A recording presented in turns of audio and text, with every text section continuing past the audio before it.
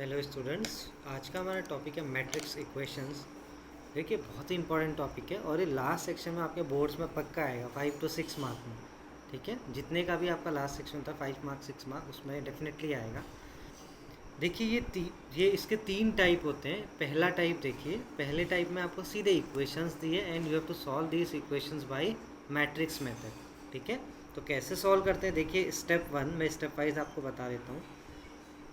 Writing the given equations in matrix form, the given equation in matrix form, क्योंकि matrix method से करना है तो मैट्रिक्स फॉर्म में लिखना पड़ेगा। अब ये इक्वेशंस को मैट्रिक्स फॉर्म में कैसे लिखते हैं, ठीक है। सबसे पहली बात देखिए बेटा, X Y Z should be in sequence. पहले एक्स लिखा होना चाहिए, फिर वाई, फिर जेड, फिर एक्स वाई जेड। नीचे भी देखिए एक्स नहीं है तो मैंने 0x लिख दिया, फिर y फिर z। अगर पहले z लिखा होता फिर y, तो आपको ऑर्डर में करना है। हर इक्वेशन में क्या होना चाहिए, पहले x लिखना है, फिर y फिर z, x y z ऐसे। ठीक है, अब देखिए एक मैट्रिक्स आप इनके कोफिशिएंट से बनाइए। पहली रो क्या होगी 2, y का कोफिशिएंट 1, z का कोफिशिएंट 1, तो पहली रो में क्या आ जाएगा 2 1 1। दूसरी रो में क्या आया 1 -2 -1, 1 -2 -1। तीसरी रो में क्या आ गया 0 3 -5, 0 3 -5। ठीक है, और अगली मैट्रिक्स क्या बनी, एक और मैट्रिक्स आएगी x y z equal to के उस तरफ वाले की अलग मैट्रिक्स बनी 1 3/2 एंड 9। ठीक है, इसमें देखिए हो सकता है आपको किसी इक्वेशन में ये कांस्टेंट टर्म भी यही दे दें, आपको उसको इक्वल टू के उस तरफ शिफ्ट करना है। ठीक है, और इक्वल टू के इस तरफ वाले टर्म से ये नई मैट्रिक्स बनी। अगर आपको डाउट है कि ये हमारा रॉन्ग या राइट है, आप मल्टीप्लाई करके देख लीजिए, you will get same equations. ठीक है, देखिए 2x + y + z, 2x + y + z, x - 2y - z, x - 2y - z, और इक्वल टू हो जाएंगे। मैट्रिक्स इक्वल है दोनों, तो इक्वालिटी कंसेप्ट लगा के आप equal to 3/2 equal to 1 equal to 9 कर सकते हैं। ठीक है, नेक्स्ट स्टेप देखिए, स्टेप 2। अच्छा, इसको हम नाम दे देंगे, सपोज ये वाली मैट्रिक्स ए है, इसको नाम दे देंगे x और इसको नाम दे दिया b। और हमको क्या फाइंड करना है देखिए, x y z means we have to find matrix x। तो मैट्रिक्स x इक्वल्स टू कितना हो जाएगा, a इनवर्स इंटू बी। इसको आप b इंटू ए इनवर्स मत लिखिएगा, क्योंकि मैट्रिक्स ये जो मल्टीप्लिकेशन होता है कम्यूटेटिव नहीं होता है। a inverse b and b into A inverse are not same. ठीक है, तो x को आप हमेशा a इनवर्स आगे से लिखेंगे, a इनवर्स इंटू बी। ठीक है, अब देखिए स्टूडेंट, आप जानते हैं कि a इनवर्स कब एग्जिस्ट करता है। लास्ट क्लास में हमने यही सीखा था, a इनवर्स निकालना। a इनवर्स एग्जिस्ट कब करता है, जब डिटर्मिनेंट क्या हो, नॉन ज़ीरो हो, यानी मैट्रिक्स नॉन सिंगुलर हो। ठीक है, अगर डिटर्मिनेंट ज़ीरो आ गया तो ये x इक्वल टू ये सॉल्यूशन एग्जिस्ट ही नहीं करेगा, क्योंकि इन्वर्स ही एग्जिस्ट नहीं करेगा। तो नेक्स्ट स्टेप में पहले हम फाइंड करेंगे डिटर्मिनेंट ऑफ a। स्टेप 2, ये a है हमारा, इसका डिटर्मिनेंट। देखिए डिटर्मिनेंट ऑफ a कैसे निकालते थे, देखिए पहले इसको वर्टिकल बार्स में लिख दिया, 2 1 1 1 - 2 - 1 0 3 -5। तो ये कितना हो गया, देखिए 2 लिखा, ये कॉलम मिस हो गया, -5 इंटू -2 10, फिर बीच में माइनस और +3 तो 13, फिर -1, ये कॉलम छोड़ दिया, -5 0 -5, फिर +1, ये दोनों छोड़ दिया, 3 इंटू 1 3 0 3। तो ये कितना आया देखिए, 2 इंटू 13 26 +5 +3 कितना आ गया 34, नॉट इक्वल्स टू 0।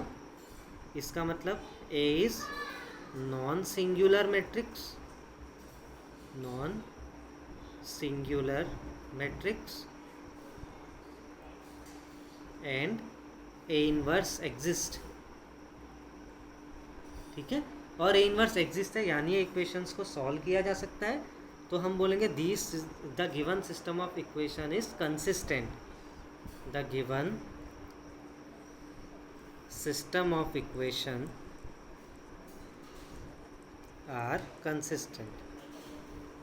अगर ये डिटर्मिनेंट ही ज़ीरो हो जाता तो ए इनवर्स ही नहीं निकलता, यानी एक्स भी फाइंड नहीं हो पाता और ऐसे इक्वेशन का सॉल्यूशन ही नहीं आता, तो उसको हम बोल देते इनकंसिस्टेंट।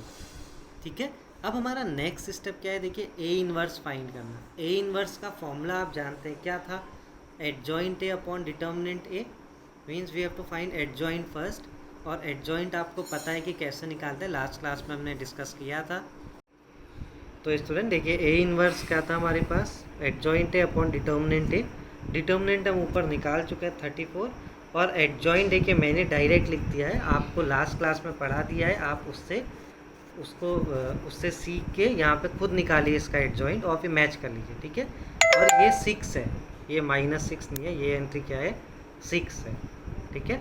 अब देखिए ए इनवर्स भी आ चुका है हमारे पास और बी हमारे पास है, तो x इक्वल्स टू कितना था, ए इनवर्स इंटू बी, तो वैल्यूज़ रख देते हैं। ए इनवर्स अभी ये 34 से कोई अंदर मल्टीप्लाई नहीं करेगा, इसको बाहर ही रहने दीजिए, 1/34।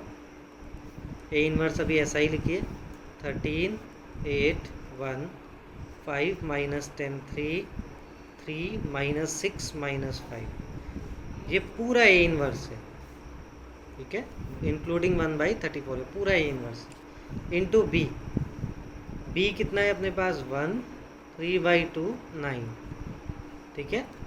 अभी भी 1/34 बाहर रखते हैं और इन दो मैट्रिक्स को मल्टीप्लाई करते हैं। देखिए इसका ऑर्डर कितना है 3 क्रॉस 3, इसका ऑर्डर कितना है 3 क्रॉस 1, इसके कॉलम इसके रो के बराबर है, मीन से मल्टीप्लिकेशन पॉसिबल है, ठीक है। तो मल्टीप्लाई करके क्या हो जाएगा, देखिए 13 × 1 13 प्लस 8 × 3/2 2 4 8 4 3 12 प्लस 1 × 9 9, ठीक है। नेक्स्ट एंट्री देखिए 5 × 1 5 minus 10 × 3/2 -5 × 3 -15 plus 3 × 9 27, okay. Last entry 3 × 1 3 -6 × 3/2, तो 2 3 6 -9 -5 × 9 -45, ठीक है। सॉल्व कर लेते हैं 1/34, अंदर हम थोड़ा सिंप्लीफाई करते हैं, क्या आ जाएगा देखिए 12 + 13 25 प्लस 9 34, ठीक है। यहाँ 5 - 15 -10 प्लस 27 यानी 17, और 3 -9 -6 और -45 कितना हो जाएगा, -6 और -45 -51, ओके स्टूडेंट। अब ये 34 से आप अंदर डिवाइड कर दीजिए, और यहाँ पे आप ये जो x चल रहा है ना, x इक्वल्स टू x की वैल्यू रख लीजिए। x के बदले हमने क्या लिख दिया, x y और z इक्वल्स टू 34 से अंदर मल्टीप्लाई किया तो क्या आ गया, देखिए 34/34 1, 17 × 1/34 तो 1/2, और -15 × 1/34 तो ये -3/2 होगा, देख लीजिए आप, ठीक है। तो बस ये दो मैट्रिक्स इक्वल है, इसका मतलब x इक्वल्स टू कितना आ गया 1 आ गया, y इक्वल्स टू कितना आ गया 1/2, और z इक्वल्स टू कितना आ गया -3/2। समझ में आया। Now we will move to type 2 student. तो ये है देखिए टाइप 2, इक्वेशन का टाइप 2। देखिए तीनों टाइप इंपॉर्टेंट है, कोई भी 6 मार्क का बोर्ड में आ सकता है, ठीक है। इसमें इफ ए इक्वल टू, अब ए मैट्रिक्स दे दी, वो बोल रहा है पहले ए इनवर्स फाइंड करो और उसके बाद ये इक्वेशनों को सॉल्व करो, ठीक है। तो सबसे पहला काम है ए दिया है, सिंपल इसका इनवर्स फाइंड करना है। इनवर्स फाइंड करने के लिए क्या करना है, we have to find adjoint and determinant. आप चेक कर लीजिएगा, डिटर्मिनेंट आएगा -1 और फिर फाइनली ए इनवर्स आएगा, ये माइनस से एडजॉइंट को मल्टीप्लाई करके, this is your A inverse, ठीक है। लास्ट क्लास में आपको इनवर्स एडजॉइंट निकालना बताया स्टूडेंट, तो प्लीज़ आप वहाँ से रिफ़र कर लीजिए। और ये वीडियो की लेंथ ज़्यादा एक्सटेंडेड ना हो, इसलिए मैंने डायरेक्टली ए इनवर्स को लिख दिया है। आप प्लीज़ चेक करिए, कोई भी डाउट होगा आप मुझसे दोबारा पूछ लीजिए, ठीक है। तो ये ए इनवर्स आ गया। अब इक्वेशन पे जाएंगे, इसके बाद का स्टेप है, अब हम इक्वेशन में जाएंगे। ए इनवर्स यूज़ कर लिया, अब इक्वेशन पे जाएंगे। इसको इक्वेशन को मैट्रिक्स फॉर्म में लिखेंगे, writing equation in matrix form. तो देखिए क्या हो जाएगा, 2 -3 5 3 2 -4 1 1 -2 x y z equals to 11 -5 -3, ठीक है। आप पहले लिखेंगे writing given equations in matrix form,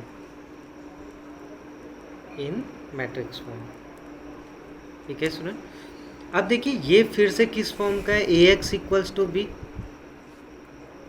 जहाँ पे ये ए है, ये वाला पोर्शन एक्स है और ये बी। अब देखिए ये ए कहीं वही तो नहीं है जो हमें मैट्रिक्स पहले दी थी ए, जिसका हम इन्वर्स ऑलरेडी निकाल चुके हैं। बिल्कुल देखिए ये तो वही है, 2 - 3 5 3 2 - 4 1 1 - 2।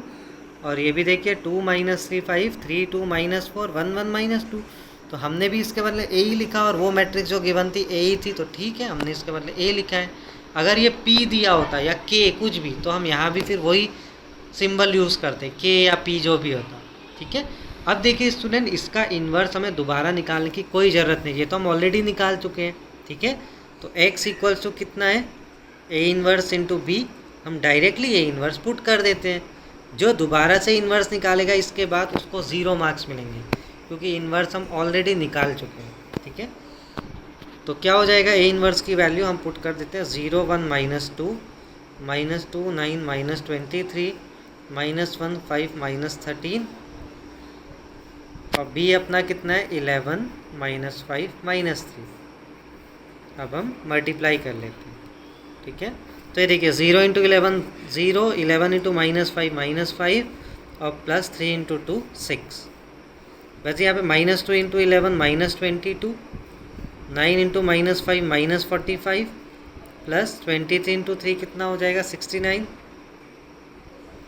-1 × 11 -11, -25 +39, ठीक है। तो ये हमारे पास कितना हो गया, अगर सिंप्लीफाई करें -5 + 6 1, -22 -45 कितना हो गया 67 + 69 2, और ये कितना हो गया 36 39 3, ठीक है। तो x कितना आ गया हमारा, x कितना था x y z, तो x = 1, y = 2, z = 3। इस x की वैल्यू भी यहीं लिख देते हैं, x y z। तो कंपेयर कर लेंगे तो x की वैल्यू 1, y की वैल्यू 2, z की value 3। This is our answer. और ये बहुत इंपॉर्टेंट क्वेश्चन है, पिछले 1-2 साल से ये बहुत रिपीट हो रहा है बोर्ड्स में, ठीक है। स्टूडेंट देखिए इसमें एक और केस हो सकता है, जब आपने इक्वेशनों को लिखा तो हमको क्या हुआ, डायरेक्ट हमको ये इक्वेशन लिखा तो ये ए मिल गया डायरेक्टली, जो हमें मैट्रिक्स दिया था वही यहाँ पे मिल गया ए। ऐसा भी हो सकता था कि ये हमें डायरेक्टली ए नहीं मिलता, ये हमें मिलता ए का ट्रांसपोज। दो ही केस हो सकते हैं और कुछ नहीं हो सकता। या तो हमें जो इक्वेशन में मैट्रिक्स बनेगी और दिया है ये, या तो दोनों सेम होंगे या फिर एक दूसरे के ट्रांसपोज होंगे। अगर ट्रांसपोज आता, सपोज यहाँ पे अगर ऐसा आता, ए नहीं आता, क्या आता A transpose into X equals to B, तो एक्स कितना हो जाता ए ट्रांसपोज का इन्वर्स इंटू बी। और आप जानते हैं कि ए ट्रांसपोज के इन्वर्स को ही हम ए इन्वर्स का ट्रांसपोज भी तो बोल सकते हैं, ठीक है। तो उस केस में आपको जो हमने ए इन्वर्स निकाला है उसका ट्रांसपोज लेना पड़ता, ठीक है। यानी हमको 0 1 -2 को ऐसे कॉलम वाइज, रो कॉलम को इंटरचेंज करना पड़ता, और इंटरचेंज करने के बाद हम उसको बी से मल्टीप्लाई करते हैं। आई होप आपको एक कंसेप्ट समझ में आया होगा। चलिए अब बढ़ते हैं टाइप 3 में। स्टूडेंट टाइप 3 देखिए क्वेश्चन क्या है, देखिए यूज़ प्रोडक्ट, ये इन दो मैट्रिक्स का प्रोडक्ट करना है, and hence solve this set of equations, ठीक है। तो ठीक है, पहले प्रोडक्ट निकाल लेते हैं इसका, देखते हैं क्या आएगा प्रोडक्ट। आपको आता है ना 3 × 3 का प्रोडक्ट करना, यहाँ पे अच्छे से कर लेते हैं नीचे। देखिए पहला एलिमेंट क्या हुआ, पहला रो पहले कॉलम से 1 × -2 -2 प्लस -1 × 9 -9, और 2 × 6 + 12, ठीक है। अगला एलिमेंट क्या आया देखिए, 1 × 0 0, -1 × 2 -2, और 2 × 1 2, ठीक है। अगला एलिमेंट 1 × 1 1, -1 × -3 + 6 प्लस सॉरी -1 × -3 3, और -4। अगली एंट्री क्या आई देखिए, सेकेंड रो फर्स्ट कॉलम 0 18 -18। अगली एंट्री 0 4 -3। अगली एंट्री 0 -6 + 6। अगली एंट्री -6 -18 + 24, अगली एंट्री -4 + 4, और अगली एंट्री 3 + 6, 3 + 6 - 8। इसको आप सिंप्लीफाई कर लीजिए, देखिए क्या बन गया, 1 0 0 0 1 0 0 0 1। अरे इसको तो हम I3 बोलते थे, अगर आपको याद हो I3, या फिर हम सिंपली इसको I लिख सकते हैं, आइडेंटिटी मैट्रिक्स है। इस टाइप के क्वेश्चन में हमेशा जब भी आप प्रोडक्ट निकालेंगे वो या तो I आएगा, या 5 टाइम्स I आ जाएगा, 10 टाइम I, -5 टाइम I, हमेशा I के टर्म्स में आएगा। यानी एंट्रीज ऐसी बन सकती है 5 0 0 0 5 0 0 0 5। ठीक है, तो हमने जो प्रोडक्ट निकाल दिया, ये दो मैट्रिक्स, सपोज इसका नाम मैंने A दे रखा है पहली का, दूसरी मैट्रिक्स का नाम C दे रखा है, तो लेट A और C है, तो मेरा AC इक्वल्स टू क्या बन गया, देखिए I। This is my equation number 1। अब इसको ऐसा मान के छोड़ देता हूँ। ठीक है, अब वो बोला इस प्रोडक्ट की हेल्प से ये इक्वेशंस को सॉल्व करो, तो फिर से वो इक्वेशन को मैट्रिक्स फॉर्म में लिख लेता हूँ। पहले कैसे लिखेंगे, देखिए इसको मैट्रिक्स फॉर्म में, writing the given set of equation in matrix form. ठीक है, तो क्या हो जाएगा, देखिए मैट्रिक्स फॉर्म में लिखेंगे तो 1 -1 2, फिर 0 y2 -3, फिर 3 -2 4 xyz इक्वल्स टू b, यानी 1 1 2। अब देखिए जो हमें ये जो मैट्रिक्स हमारी इक्वेशन से बनी है वो A या C में से डेफिनेटली एक होगी। ठीक है, हम देखते हैं क्या है। A है 1 -1 2 0 2 -3। हाँ देखिए ये हमारी A है, या ये C होती, कुछ भी हो सकती थी, तो इसका नाम मैं A लिख देता हूँ। ये तो अपनी x है, इक्वल्स टू ये B है, इसका मतलब x इक्वल्स टू कितना आ गया, A inverse into B। Okay student, अब हमें A इनवर्स नहीं फाइंड करना है, we have to use equation number 1।